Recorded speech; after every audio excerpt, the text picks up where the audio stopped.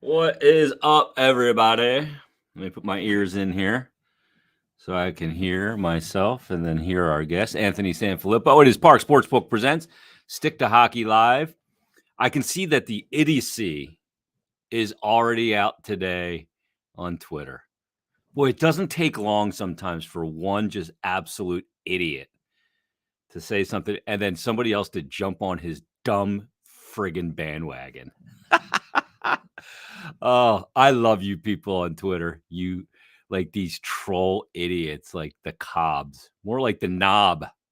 This guy, I had to go look and see what this guy was tweeting. I'll explain in a minute when Anthony comes on exactly what I'm talking about because I had the dude muted. But Bill Meltzer responded to some guy about something and it's unbelievable. But anyway, it is Parx Sportsbook presents Stick to Hockey Live, Monday edition, episode 25.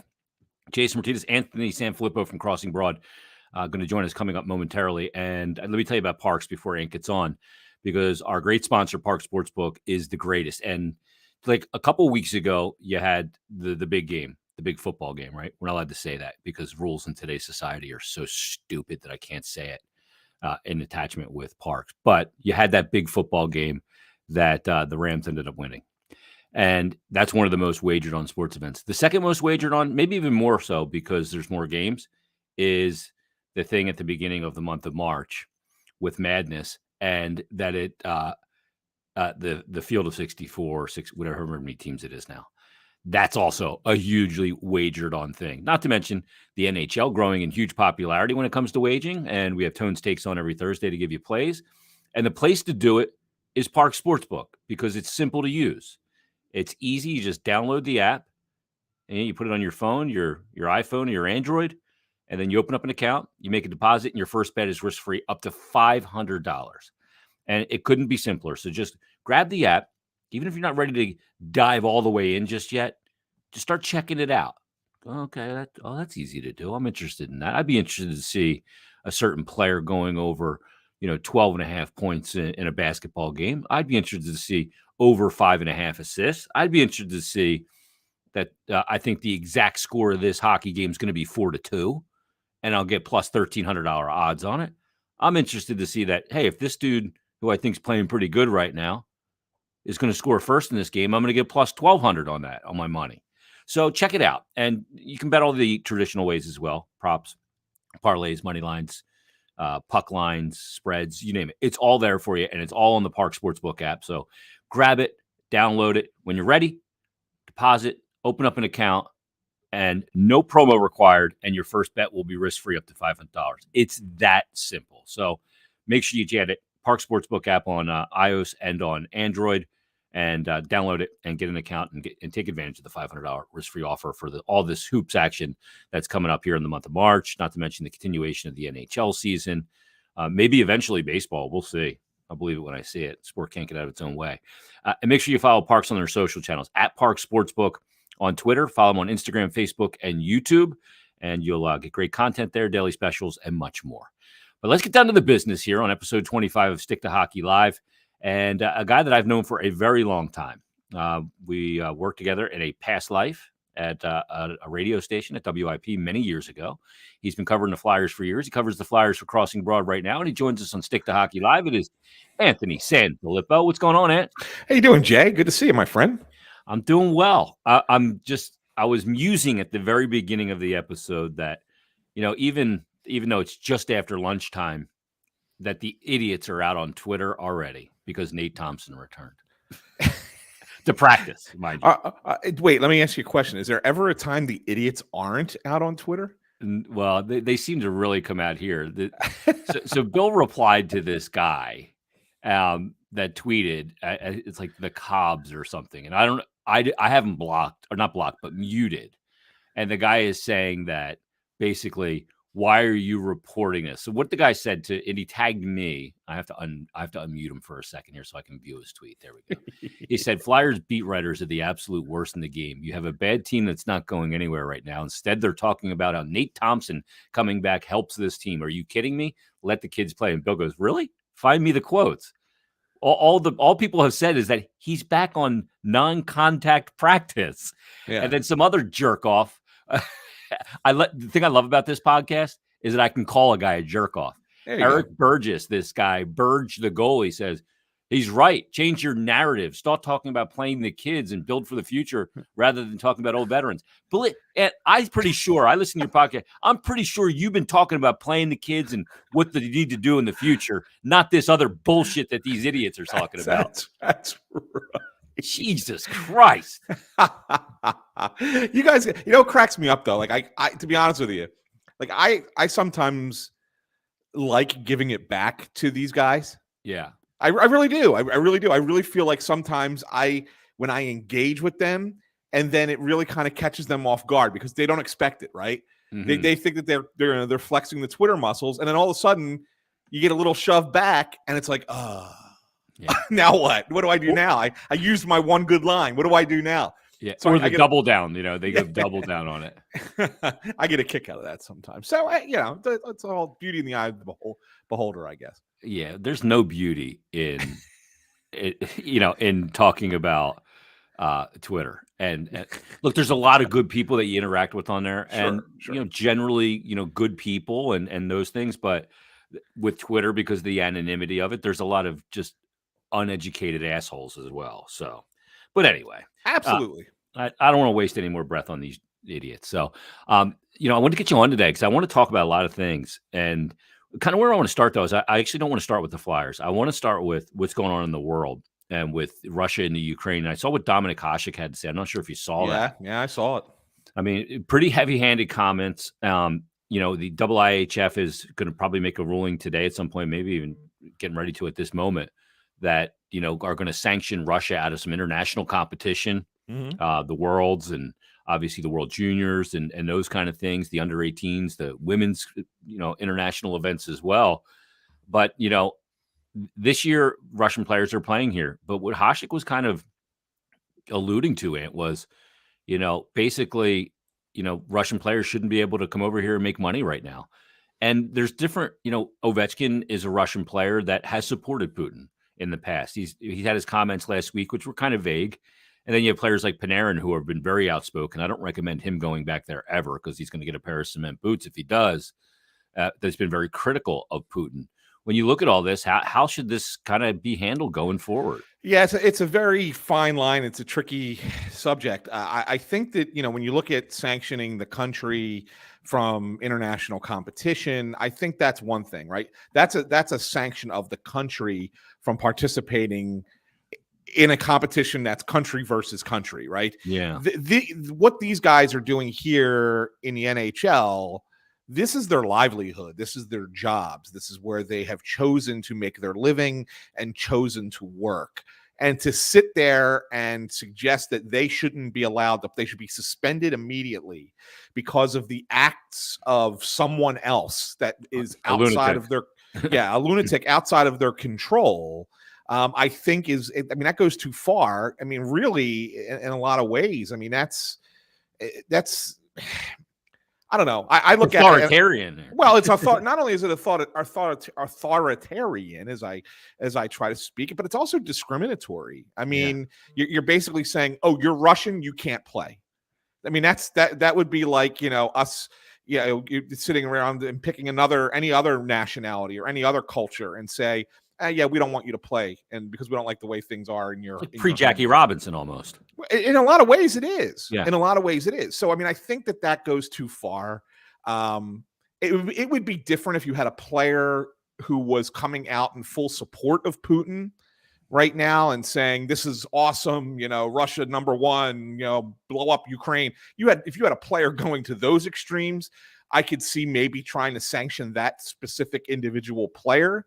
On that basis, but I can't for the life of me justify taking all the Russians out of the sport all at once because they're just here playing hockey and doing a job. Well, one of the things, though, is going to be for the guys that don't have dual citizenship, will they be granted a work visa next year to play? Yeah. That's part of the equation, too. That is part of the equation. And that's tough, man. I mean, it's tough. It's hard to, we've had this in the NHL in a lot of ways. Pre was a Fedosov and when he was the first one here in the 80s, like Like we had that. There were no Russian players. Like Yeah. they weren't allowed in the NHL. And it wasn't They that long ago. defect just to come. Yeah, they had a defect to come here. I mean, a great movie if anybody ever wants to watch is the Russian documentary about the Russian Five, man. I mean, Yeah. it's really well done, really well made, really kind of shows you what they had to go through. They literally had to sneak out of a hotel into a hidden car. Into an unmarked car and hide out from their countrymen. So, do we need to go back to that? Like, I mean, I like to think that here we are 40 years later. Like, aren't we past that, Jay? Like, aren't we beyond that point in society? I would like to believe we are, but man, and I tell this to, and I say it to the kids all the time, and they laugh at Dad, because we're getting old now, Jay, but they laugh at us when we say, hey, those who don't pay attention to history are doomed to repeat it. And here we are as a society repeating history that we never, ever, ever, ever should be repeating. And hopefully we get it squared away. So it's not tough. As simple as saying, hey, if you want to play here, you have to renounce Russia. Right. Because they do have family living there. There's ramifications to a very famous person renouncing their countryhood, all that stuff. Yeah. And if I could, it was interesting because, the Caps were here this weekend. Yeah. And I had an opportunity to talk to Tarek El-Bashir from the Washington Post, who was the primary guy asking Alex Ovechkin the questions. There were a couple of reporters in that room, but Tarek was the one. I think he asked 4 of the 7 questions that were asked of Ovi. And I gave him props. I said, listen, man, I just wanted to come up and tell you that I really respected the way that you asked the questions. Yeah. I said, because you could have put him in a real bad spot, and you didn't. I mean, you asked the questions that had to be asked, but you didn't push it to the point where you put him at risk or his family home in Russia at risk. And I think that was the most important thing. And he appreciated it. And he said, he thought about it. It was tough. He said he thought about it. He thought about how he was going to ask those questions, like more so than normal. Because normally, we go into a scrum and it's just like, it's just kind of conversational. I mean, you might know what you want to ask, but you don't have it written out specifically. This is how I'm going to ask the question. It's more of a conversational tone. And maybe in that case, you ask it a certain way and you put a guy in a bad position. So Tarek did a real nice job with that. And but he said even Ovi was, they had a conversation afterwards, and like Ovi knew he had to do it, but it was very uncomfortable. Yeah, it was. And he's trying to kind of skirt a line that's very difficult to skirt. And I mean, at one point he said, that's my president, and he is patriotic. There's been no NHL player that I can ever recall that took more pride in playing for his country than him. I mean, every year he get knocked out of the playoffs. 2 days later, he's on the ice playing in the Worlds for his country. So it's very important to him. And he's one of the leaders in the NHL and the PA of making sure that players can play for their country and best on best in the Olympics. Didn't work out this year, obviously, but we'll see how that goes going forward. Let's talk about the win and I kind of term the win as a well-earned win. Because they did a couple things in the game. There's key segments in games have been a massive problem for this team. They score 11 seconds in, and then right away they go on the PK. And I know their PK was ranked 26 going in, but they haven't had Oshie for a good period of time. They didn't have Backstrom. They didn't have that full Kuznetsov, Ovechkin, Backstrom, Oshie, and John Carlson unit intact all season. But they did this weekend. And you go right on the PK and you go, okay, if they're going to tie the game, it's, oh no, here we go again. Goal given up right before grabbing one. So that's a key segment that they survived. And then later when McEwen gets in the fight with Tom Wilson, he picks up the extra roughing call. They go on the PK. And right after the PK that they kill again, they score a goal to go up 2-0. Even though they didn't score on the 5-on-3 in the second period, which is a key segment, those two things are why I kind of term it a well-earned win. Yeah, well, I mean, we could talk about a few other things as well, but I mean, certainly you're right. Those 2 penalty kills were huge. It just where they occurred, because those were times in games. If you look at any one of the 3 extended winless skids that the Flyers have had this year, the 10, the 13, and the 6 game streaks, any one of them, they would be in a situation like that and then give up the goal. Or give up a goal twice, right? And get behind in that game. And you say, man, they were playing well, and now all of a sudden this happens, and and now they're behind again, and then they end up losing that game. So you look at those kills and you say those were important, certainly important parts of that game on Saturday. But I also looked at it and said, there were a couple other things that really impressed. I thought first of all, their first period was excellent. It was an excellent first period. Yeah. Really good first period. Second period, they weren't as good, even though they, kept the lead there. And the third period, this is the interesting one because I actually asked Mike Yo a follow-up question about this because he had said that they still weren't aggressive enough, and I agreed with him. I mean, I think they only had like 5 shots on goal for the period, so it wasn't a really, they really weren't pushing for that third goal. But what they did different, and I think is the reason they hold on and win the game and not give up the tying goal like they did to Carolina and then eventually lose in overtime, is they forced Washington to then play 200 feet. And it wasn't just a dump in, play 200 feet, but the defensive pressure came up through the neutral zone and the forecheck kind of got started. I mean, they may not have been winning puck battles, but they forced Washington to have to make their way through all 5 players to get down the other end of the ice. Yeah. And I think that extended defense limited the chances that Washington had. The best play of all in the third period, well, besides Sanheim making that save on Kuznetsov with the goalie pulled, but was Ivan Provorov on that 3-on-2, could have been a 4-on-3, depending on how you looked at it. And Ovechkin's got the puck on the wall coming down the right wing. And he just took away, he didn't do anything. It was simple, Jay. It was a simple play.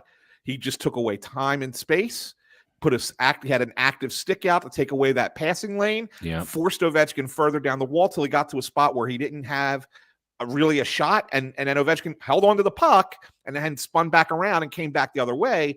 But it took away the odd man rush. It killed the rush. And then eventually the defense was able to get the puck back and get it out of the zone. So like that simple little play that nobody's going to talk about, nobody's going to say, look at it. But there's Provorov doing the little thing that you're supposed to do and not going beyond what he's supposed to do and doing it right. And a play like that helps you win a game. Bill and I actually talked about not that specific play, but just talked about his bounce back because he came off a game where he was at -4. I think that's only happened 3 other prior times in his career in 400 plus games.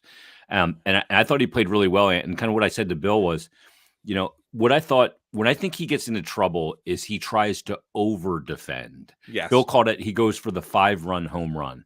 You know what I mean? Where you make a mistake and then you try and get it all back and more sometimes. And when you're playing with, maybe this isn't the right term, but an inferior partner of the guy that's supposed to be there, Ryan Ellis. And sometimes you'll do that. You'll try and do your job and their job. And now I got 2 guys not doing their job because of that. But I thought that he played a simple game, controlled the left side of the ice and did his job. And the guy on the other side's got to do his job. But I thought it was a good bounce back. But even better than that, though, and I thought in the game, I thought Rasmus Ristolainen checked every box of what he needed to bring to the table for this Flyers team in that game.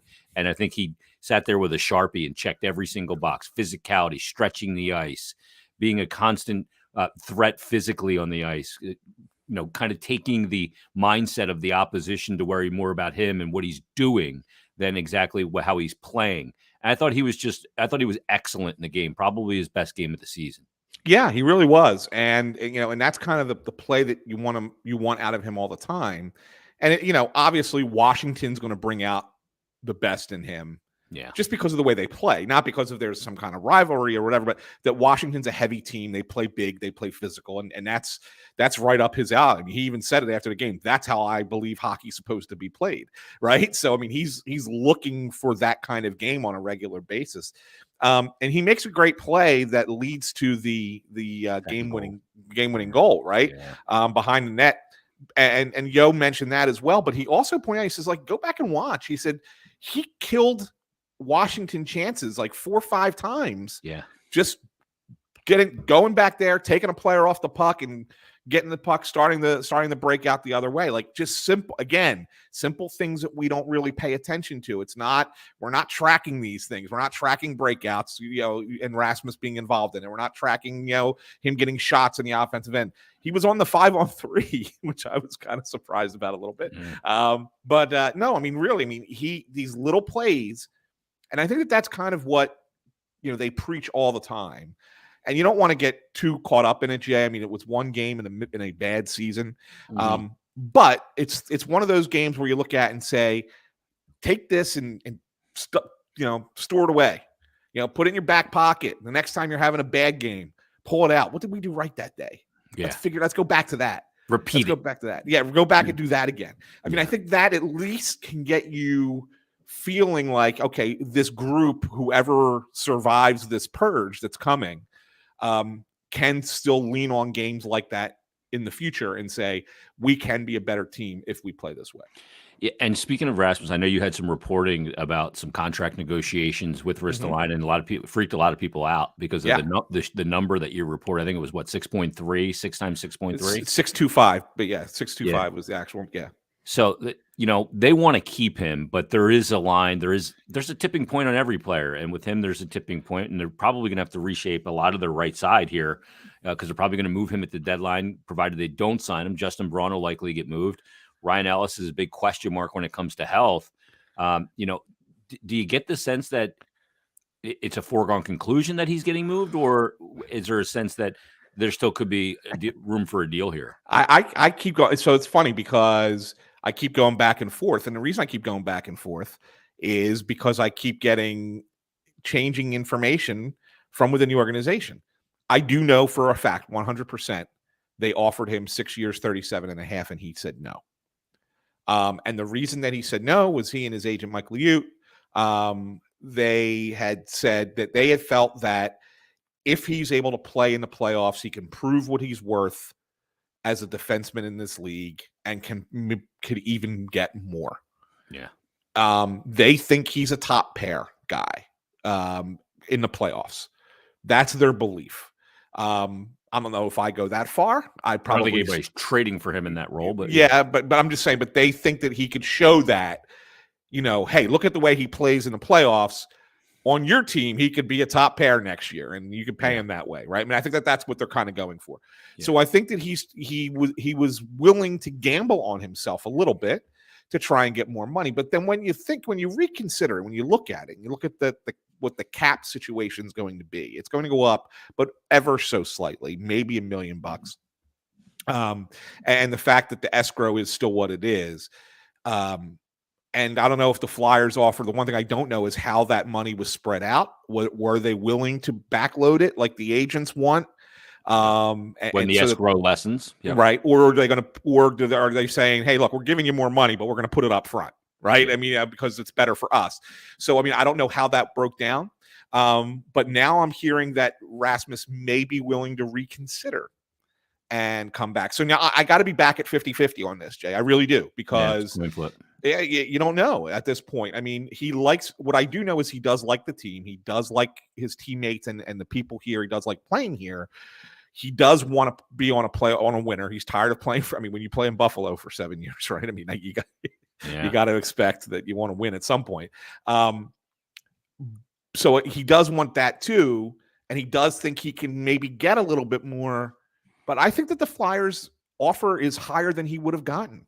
I do. I think that he would have gotten probably 5 years at $6 million a year. He's making 5.4 now, right? So you get a little bit of a bump, and you get the fit, and you get 5 years. The Flyers give him an extra year and an extra $250,000 a season. So it ends up when you add it all together, it's like almost an extra $7 million. Like, why not just take it, man? Yeah, like, why risk it? Yeah, why risk it? I'm looking at it from Ristolainen's perspective, not necessarily the Flyers' perspective. Why would you give it up? And so maybe after thinking about it for a few days, and maybe he's like, maybe that is going to be the best deal I'm going to get. So it's going to be interesting, and the Flyers were talking with Montreal, about Petrie, who makes, ironically, the same exact money. Yeah. 6 just turned 34 though. But but it's short. It would be for 3 years instead of 6. So that's the only difference. They're both right-hand shot defensemen. Petrie would, if they trade Ristolainen, Petrie would probably move us into your second pair, right? Yep. So it's interesting that information kind of gets floated out after Ristolainen turns it down. Maybe it's almost like, oh, okay, they've already moved on from me. Oh, well, let me rethink this kind of thing.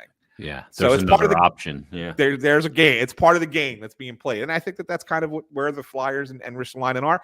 I don't think that this is something that gets settled until right up against the deadline. I think I'm back to the thought that he's this year's Scott Lawton. They're either going to trade him or he's going to sign that contract on that day. Yeah, I agree with you. And Petrie, that also provides them another thing with a guy like Petrie. And at first blush, you kind of go, seriously, 34-year-old guy making 6.25. Look at Petrie last year in those playoffs and how good he was. I mean, he was fantastic. Yeah. And if Ellis goes down and you have to put Petrie on your top pair with Ivan Provorov for a period of time, it's not season over. Right. So you're not so one player dependent on for your decor to really screw it up if Ellis has a period of time, or who knows what his health is. I think it's like a tenuous basket to put your eggs in. Yeah. Let's talk about Giroux, because he, and I feel like I know with just about every fiber of my being that he's waiving the no move clause. I know he said he hasn't talked to Chuck yet, but they've talked. let's be honest here. You're not going to hear anything of any conversation until he's out the door, because it's the way he is as a player, and he doesn't want the other guys on the team feeling like he's not here mentally or he's not committed. Right. But when you look at it, what's the latest you're hearing on the Giroux front? Because Colorado is nice and everything, and that's been a big focus. I've always been more focused on a team like Florida or Carolina for me than even Colorado. Yeah, well, I think both of those teams are going to be in the mix. I really do. And I think Giroux would go to either one. I agree. And but you look at Florida, and I think Florida is in a worse situation when it comes to draft picks than Colorado is. And so that's not what they're looking for, right? Well, it is, but it isn't. I mean, I think I think it's one or the other. I think it's like if you're going to give us a draft pick, we want a first rounder in 23. Yeah, because 23 is you've heard about it. The 23 draft, for all intent and purposes, is like that generational draft that comes around once every 20 years. That's got 30 great players in it, right? I mean, and so that's kind of the Getzlaf Perry draft. Yeah, one of those, right? That was the Richards draft, right? Richards Carter, that was that draft as well, right? That's the 03 draft. It was unbelievable. Yeah. So I think that everyone's saying that this is that kind of draft. Well, if that's the case, and you're willing to give me a first round pick in that draft, okay, then I'm listening. But it doesn't have to be.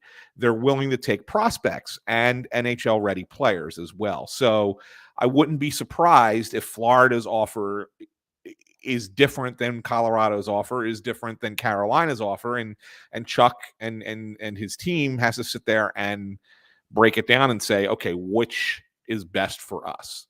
And I think that that's ultimately the way it's going to be played out. I think that there's going to be about three or maybe a fourth team gets involved, and Chuck will talk and get some offers, and then he'll go back and say, all right, here's what we're working with. Claude, which is your preference? We'll try and get you there. If we can't, we can't. But if you can put these in some kind of order for me, and then we'll work it from there and work our way back, to you, and try and do right by you if we can. And I think that that's going to be the case. And I think that, you said it 2-3 weeks ago, he's going to play 1,000 games here. Yeah, he's going to get March 17th. He's going to play game 1,000 in Philadelphia. That may be his last game in Philadelphia, but he's going to get there. It's going to be the Cole Hamels no hitter, right? I mean, it's what it's going to be, the last game, and then get traded, right? Yeah, it's going to be Simmer at the Stadium Series. Yeah, Simmer at the Stadiums, exactly. So that's what it looks like it's going to be to me. I don't know. They do play Ottawa the next night in Ottawa. It's his hometown. I don't know. Maybe he does play that one, but I think it's certainly his last home game for sure. Yeah, I would agree with that. And when you talk about what a team's getting with Giroux, you and I have always kind of been in lockstep on the player. Yeah. I know a lot of people like to blame him for the woes of the front office or what has surrounded him. But you're talking about a guy, Ant, that is having a really good year on a really bad team, and the little things that he brings. I don't think a team's bringing him into penalty kill, but he could do it if it was in a pinch. He obviously can play the power play and assimilate in that role as a distributor very quickly, because as a distributor, it's easier to kind of assimilate and get guys pucks than have to be the guy that's getting the puck as a scorer. And then you couple that with this ability to win faceoffs. I mean, he won 19 of 21 in a game a couple days ago which is an absurd number, over 90%. And you could use that face-off guy in your D zone on a key defensive draw or an offensive zone draw in a tight game. I mean, he just brings everything to the table for a team. And I'm not a huge guy that believes that deadline deals make big differences, because I just don't see there's a lot of those cases. If you want to go all the way back to the Islanders in 1980, yeah, it worked out there with Butch Goring. But overall, I mean, you look at it and you go, it doesn't happen a lot. But he's a guy I think that kind of defies that. Yeah, a little bit, and especially I think for a team. You look at when you mentioned Florida and Carolina. Carolina's got a little bit of experience. Obviously, they went to the conference final, but they're still in my mind a little young, in a lot of ways. Like their best players are young, right? And so bringing in a veteran guy who can still play at Giroux's level could push that team over the top. And Florida's what have they ever done, right? I mean, they're a highly talented team, really, really talented team, but have never won anything. Never even gotten close. With this group, I should say. I mean, obviously they went to the finals in '96, but so like, what has this group ever done? Nothing. And so you add a Claude Giroux into that mix, and then all of a sudden that could be what it takes to put you over the top. I mean, Colorado's I think a different animal because of what's there. That the talent level that's there, and Giroux just becomes a piece with that group. But I think with a Florida or with a Carolina, he could certainly be the difference maker for a Stanley Cup run. Yeah, it could be an X factor. Absolutely. Yeah. You very rarely see players, high caliber players, get traded at the deadline in the final year of their deal and then return to the team where they played. Keith Tkachuk did it in, I think, 2004 when he got traded to Atlanta and then went back to St. Louis, also at 34 years of age. But it doesn't happen very often. Why, in your opinion, doesn't it happen? That it works, you mean? I mean, or that the guy comes back, you mean? That he doesn't come back, because a lot of people go, well, trade him, get something for him, and then he'll just sign here in the office. But why they don't come back? Yeah.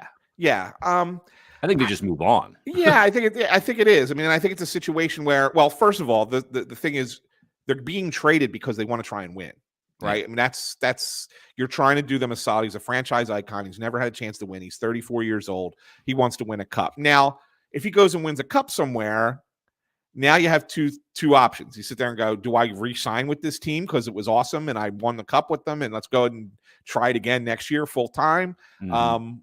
Or, maybe say, all right, I got my cup. Now I can go play wherever I want. I can go back to Philly if I want, or I can go play in Ottawa where, we live in the off season. I mean, maybe that's what you do. But more often than not, I think, Jay, is that these guys don't win when they get traded. I mean, it happens, but not for everybody. I mean, there's going to be a lot of guys traded before March 21st that aren't going to win a Stanley Cup, that teams think are going to help them win a Stanley Cup. So at that point, you're going into free agency and you're like, okay, I didn't get it.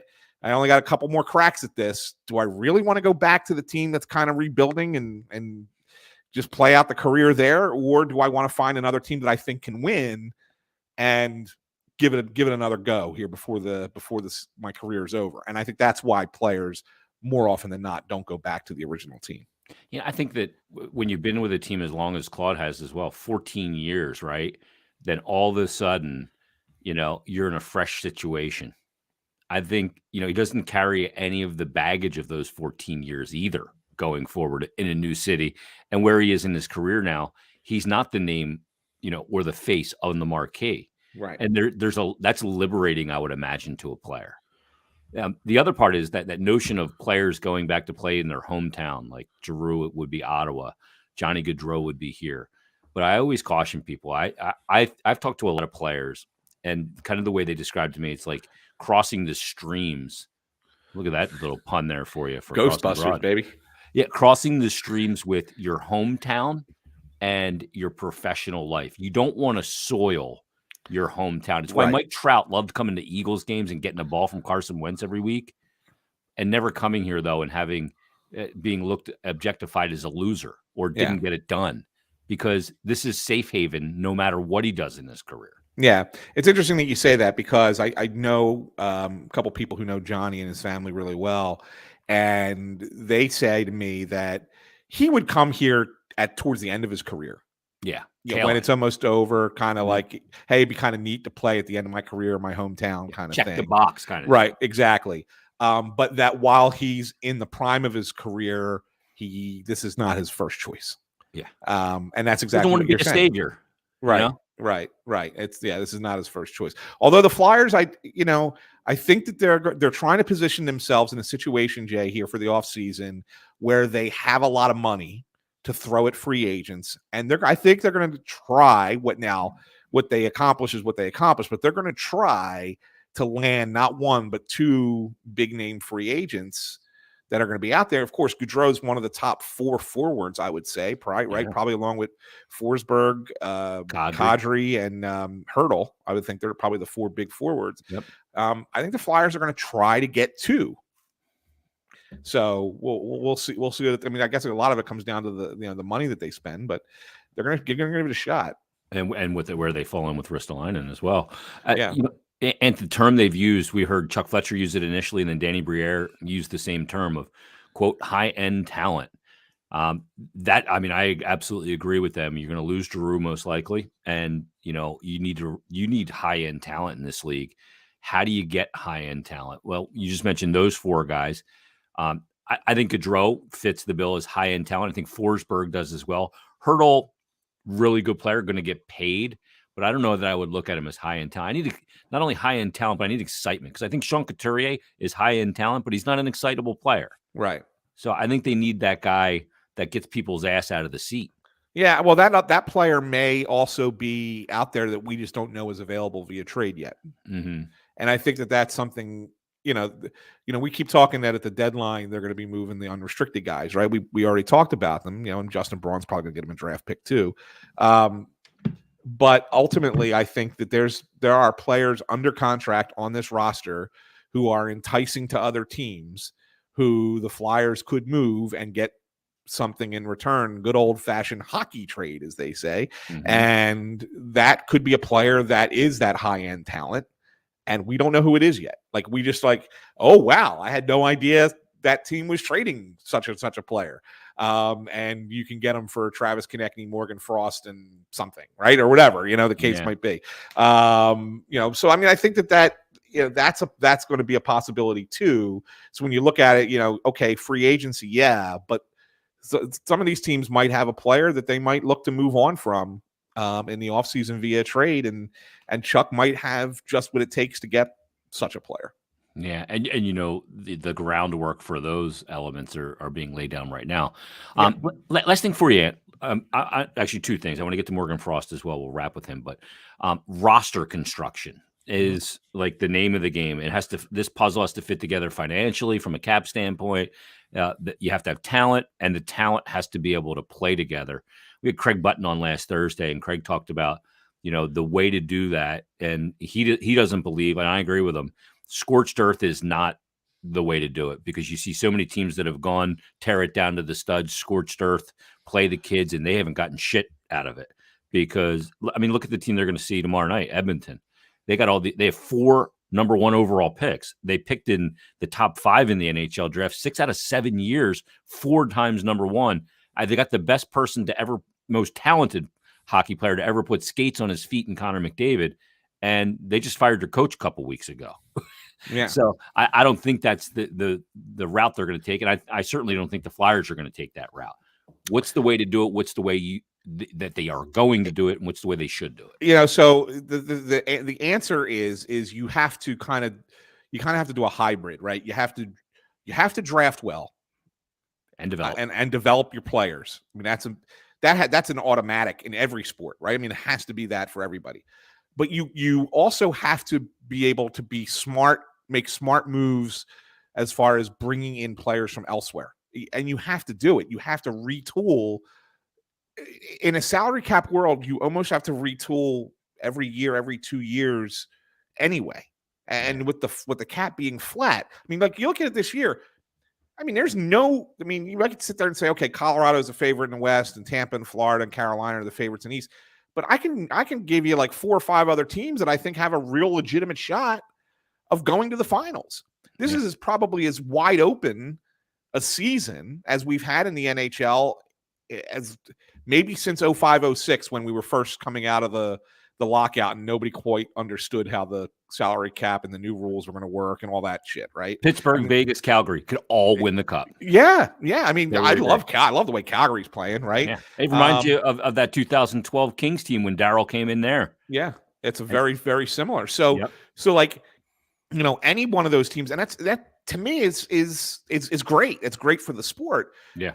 But when you look at it, like you look at the teams, you say, "Oh, you got to blow it up and rebuild." Okay, well, look at all the teams that blew it up at some point and where they are now. And like I look at Colorado as like the most damning of them all. I mean, Buffalo is probably the most damning of them all. They blew it up 3 times, right? They just haven't made the playoffs. But Colorado, they were the worst team in hockey in 08-09, I think it was, or 09-10. I forget which one of those years. Yeah. And that's when they drafted Landeskog, right? First. Yep. Then they draft McKinnon and Rantanen. And then down the road in 07, they get Makar. I'm sorry, 17, they get Makar. And yet, you're building and building, but they haven't even been to the final. Yeah. So when they were the worst past the second round, they were the worst team in the league 12 years ago. Yeah. And got generational players. Yep. And are still not reached the final. There's no guarantee that works. And I don't understand this mentality. And I know it's a generational thing. I know it's a millennial thing and Gen Z thing. I don't know why, Jay, that these kids believe in it. They believe that this thing is these process fucking nerds with the Sixers. Where's that gotten them? 3 second round exits. And I'm rooting for them. I think that they have a shot this year. I think they have a shot to go to the final now, right? Finally. Yeah. But it took how long? And how many mistakes along the way, from Nerlens Noel to Jaleel Okafor to Markelle Fultz. You got to get it. You got to be, if you're going to do that, you've got to hit on every one. Yeah, and because you can't. They're kids. And if you don't, and the difference with hockey from basketball is that basketball, they come right into the league and play. Yeah. In hockey, you're waiting 3-4 years before they're in the NHL, and then they still have to become that star player. Yeah. So it takes 5-6 years, right? So I mean, I don't see it working in hockey. I just don't think it works in hockey. I think teams do tear down and try to build, but I think they do that. Like I look at an Ottawa, for example, they've got kids coming.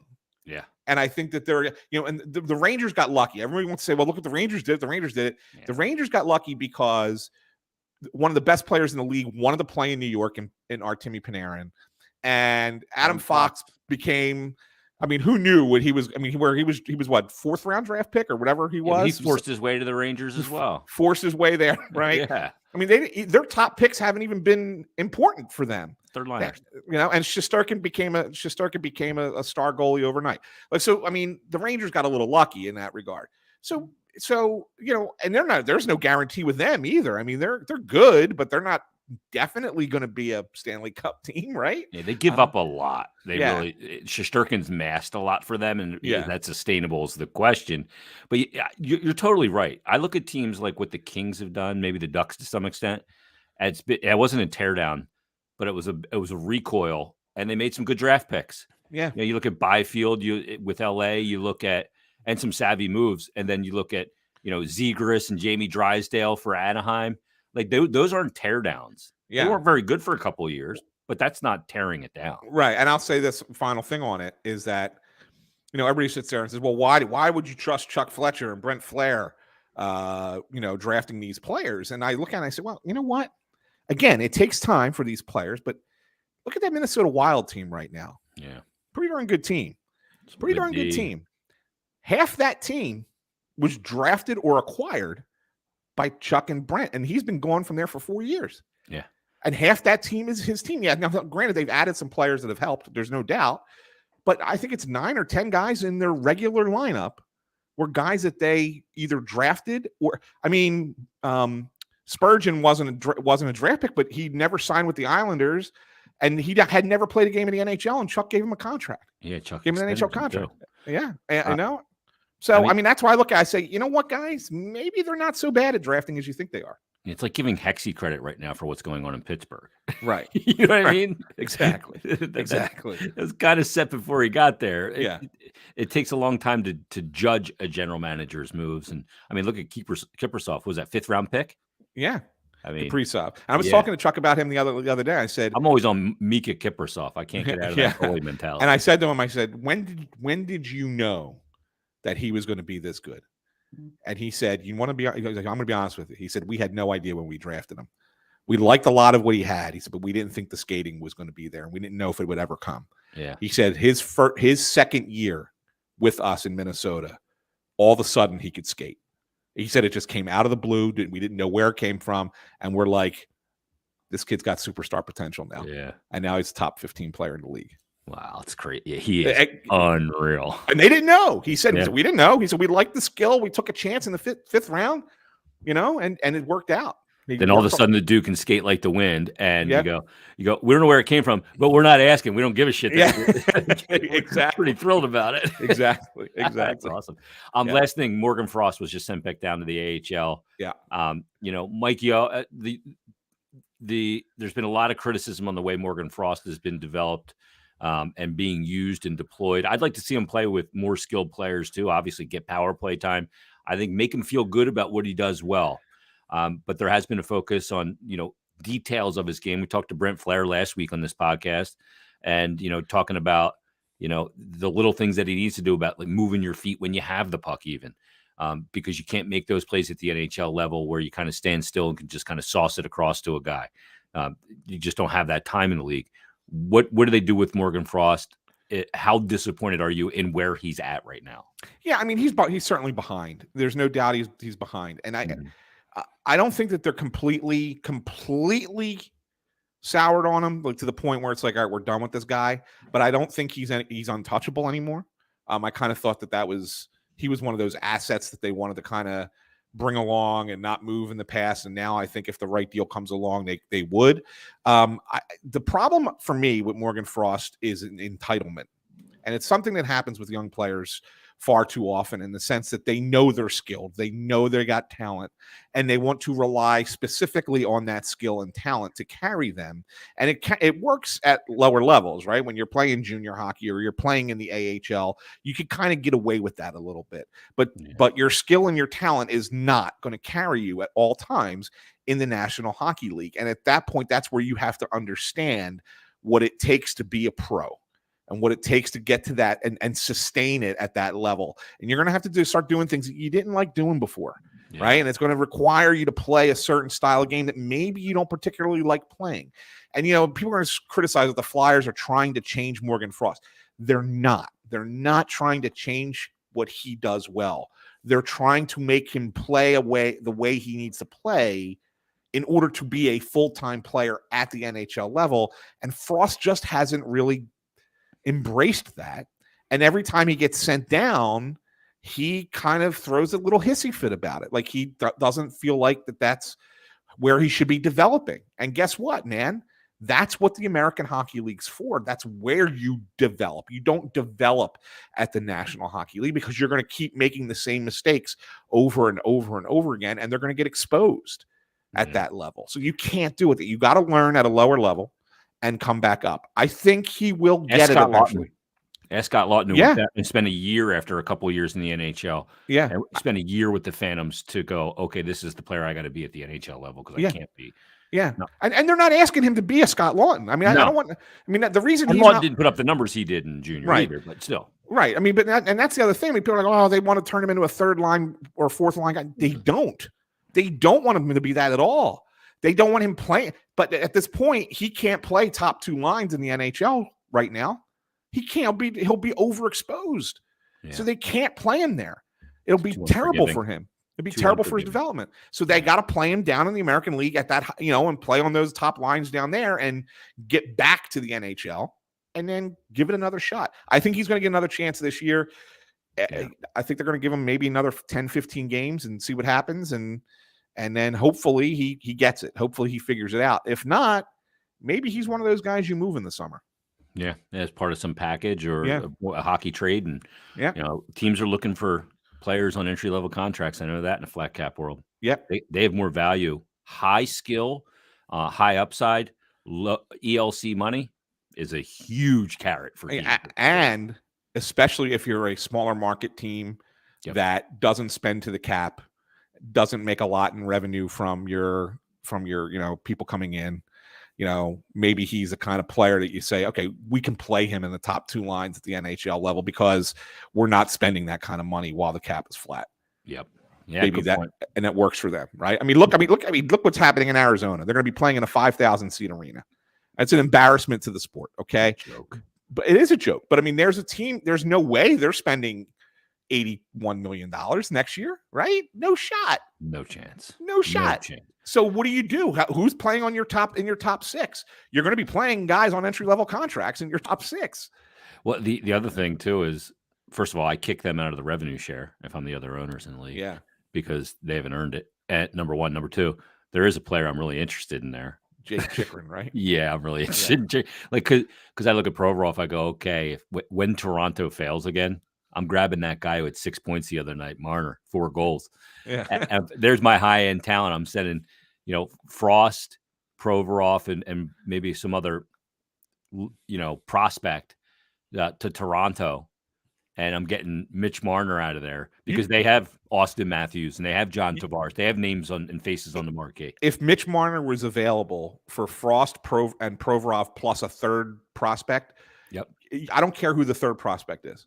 Nope. I don't care who the third prospect is. It could be your next best guy. York. I don't care. Cam York. You want to be Cam York? Go ahead. Let it be Cam York. I need Mitch Marner. Forster. You want it to be Forster? Go ahead. Yeah. Yeah. Whoever you want it to be. I'll take it. I'll take Mitch Marner. Yep. Me too. Because players like that usually are not attainable in any way, shape, or form. Yeah. Very simple. Exactly. So, and this was awesome, man. Thanks for doing it. Back to work for you. Back to work for me. This was great. Check out Ann's stuff on at Crossing Broad and the Snow the Goalie podcast. We appreciate the time as always, brother. I'll see you at the rink tomorrow night. Yeah, sounds good. See you tomorrow night, Jay. There he is. Anthony SanFilippo joining us on Parx Sportsbook presents Stick to Hockey Live. Great conversation. Ant and I talk all the time, and he's a great guy and has been covering the sport a long time. And we see things very similarly. That's not why we talk a lot, though, but we do see a lot of elements of the game very similarly. Maybe it's generational as well. We're both roughly the same age. Let me tell you about Parx Sportsbook because you got to download the app. Download the app. Start checking it out right on your iPhone, right on your Android. Start checking it out, perusing around. You got huge college hoops coming up with the tournament. You've got all the hockey action, all of it, pro hoops, all of it to get your action in on. So check it out. Just grab it and start looking around. Do some perusing. As soon as you feel ready, I'm telling you, open up an account, deposit, first bet, risk-free up to $500. It's that simple. We're not going to give you any promo code or any extra hoops to jump through. Just again, download the app, check it out, see all the different things that you can play, all the different ways you can get action on the game. This isn't just like old school, like, hey, I'll take this football team -6. It's not like that anymore. It's all these different props and player performances and goals and points and assists and first to score, last to score, to score, exact score on games in hockey. There's so many different cool things to get in on. Over-unders on point totals in game. It just all kinds of stuff. You're just gonna be like, oh my God. Plus live play-by-play in-game betting is awesome. Sometimes you don't feel comfortable before a game. I don't have a feel on it, right? Well, you start to watch. You watch the first period, you watch the first quarter, and you go, okay, now I feel like I got a feel. Let me see what's out there to get in on the action in-game. You got to check it all out. It's all there on the Parx Sportsbook app, and it's simple to use. You're not going to be overwhelmed. So check it out. You can bet as little or as much as you like. Get that $500 risk-free bet. If you want to just dip your toe in, do a little bets here and there just to kind of get a feel, go for it. Low risk, high reward. You're going to love it. So check it out. The Parx Sportsbook app. Again, download it on your phone and open up an account, deposit, first bet, risk-free up to $500. And make sure you follow Parx on all the social channels. There you're going to get great content. There you're going to get daily specials. And did I mention great content? You get this podcast. You get OGs with Harry Mays and myself. You get Natalie Eganoff, Sam Wilson, Matt Alba, Rich Gannon, Elvia Alvarez. It's blah, blah, blah. It's on and on.